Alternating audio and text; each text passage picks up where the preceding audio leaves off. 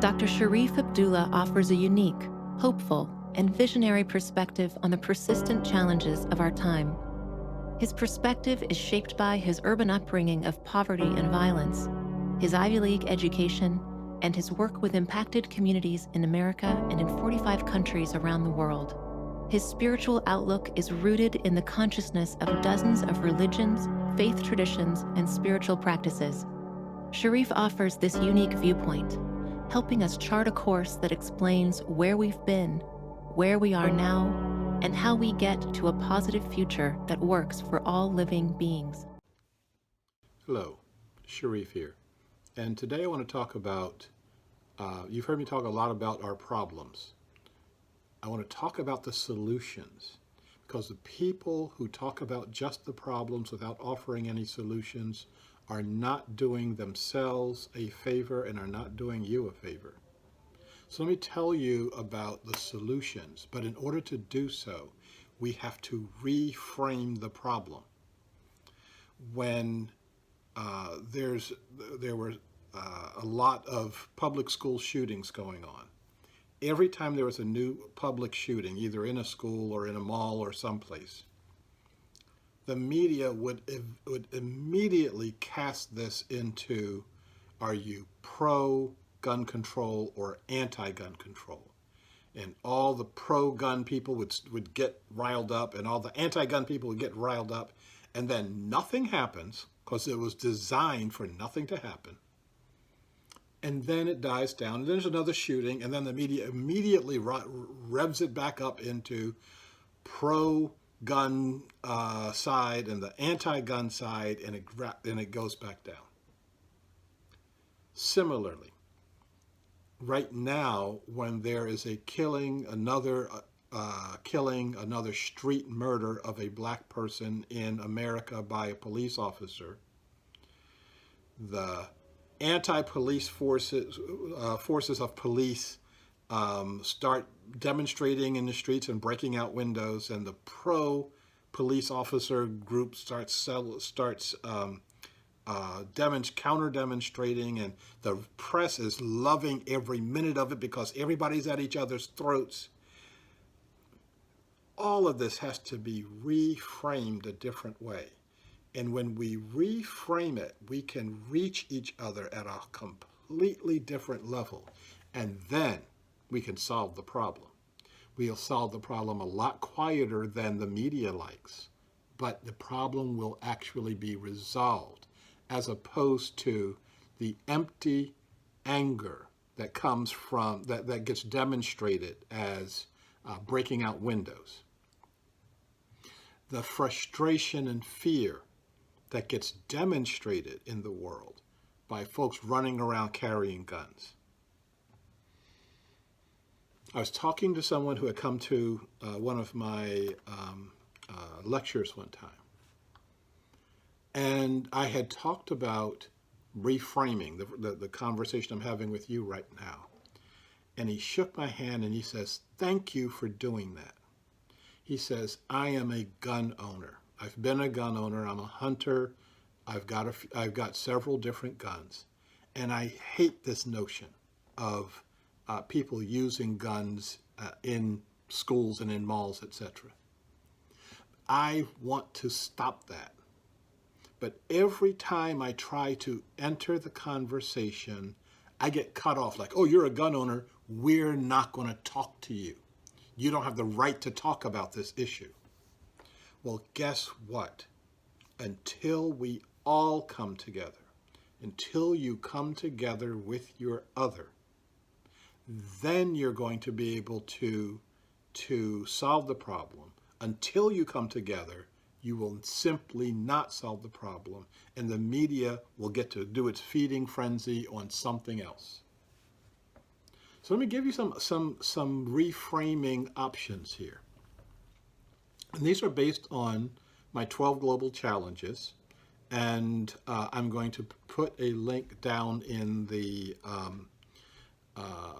in the comments box so that you can look at a video on the 12 global challenges. But instead of talking about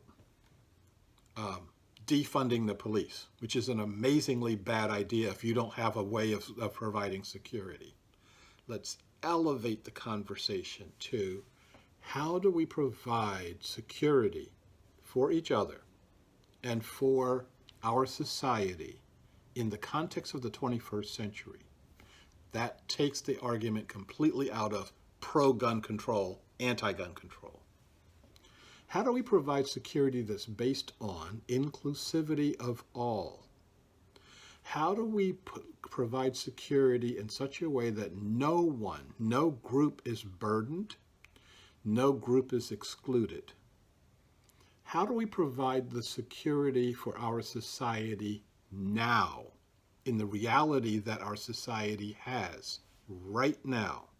A reality that's based on the people who are spiritually and societally ill on our streets, the drug users of illegal, illicit drugs, and the drug users that are using the legal pharmaceuticals. How do we end stupid security? Manufacturing more and more and more weapons, believing that this is going to make that fear that's sitting right in the middle of your heart go away. Never does. And so we throw another aircraft carrier at it. We throw some more nuclear weapons at it, and the fear is still there. How do we get beyond all of that? How about a new vision for health, of what health looks like in the 21st century? How about we recognize that health is a basic right? It's easy to provide for once we get over the notion that somebody has to make money on your bad health. How about if we recognize that the corporations that put toxic substances in our food and we get sick from it should pay for that sickness? Maybe, just maybe, they'll take the toxic stuff out of our food. But similarly, it's not just their responsibility. For those people that put toxic substances knowingly in their bodies, they should pay for it. And we can create a system where we do that if we all sit down and talk together. If all of us human beings get together and talk about this. We need a new vision for politics. I'm going to take that back. We need a new vision for governance, for how we govern our own behavior and how we govern the behavior of others for the good of all. The reason I took the word politics back is that our political system right now is bought and paid for by corporations. We're in this weird system where corporations are funding both sides. The same corporation funds both sides. It doesn't matter to them who wins. All that matters to them is whether they own them or not. And both sides are owned, left and right. We have to reframe this and put this above left and right. We can create a governing structure that has nothing to do with money, where somebody could give a candidate all the money in the world and it doesn't matter, and therefore they won't. We can create a society where in our governing structure, human beings have access and corporations don't.